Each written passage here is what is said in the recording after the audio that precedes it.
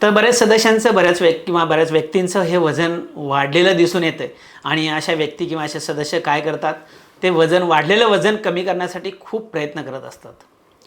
अनेक प्रकारचे मार्ग अवलंबतात आणि कुठेही त्यांना यश येत नाही आणि त्यांचं वजन कुठे कमी झालेलं त्यांना दिसून येत नाही. तर अशा वेळेस हे वजन का कमी होत नाही, त्यासाठी आपल्या आहारात किंवा आपण कोणत्या गोष्टी केल्या पाहिजे याविषयी आपण बोलणार आहोत. आणि तो विषय म्हणजे आहे की हेल्दी ब्रेकफास्ट कसा असावा आणि तो का गरजेचा आहे.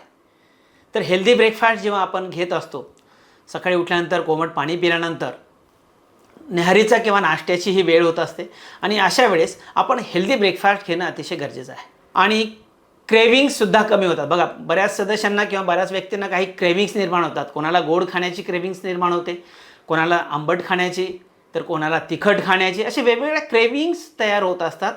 त्याही मागचं कारण हेच असतं की आपण हेल्दी ब्रेकफास्ट करत नाही. म्हणून हेल्दी ब्रेकफास्ट केल्यानंतर अननेसेसरी ज्या क्रेविंग्स आपल्याला निर्माण होतात त्यासुद्धा आपण कमी होत असतात.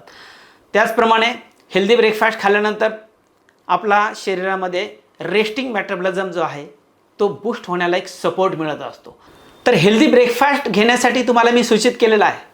परंतु हा हेल्दी ब्रेकफास्ट कसा असावा, कोणता असावा, कधी घ्यावा, याविषयी आपल्याला डिटेल माहिती हवी असेल तर नक्कीच खाली दिलेल्या नंबरवर आपण कॉल करू शकता आणि याविषयीची माहिती जाणून घेऊ शकता.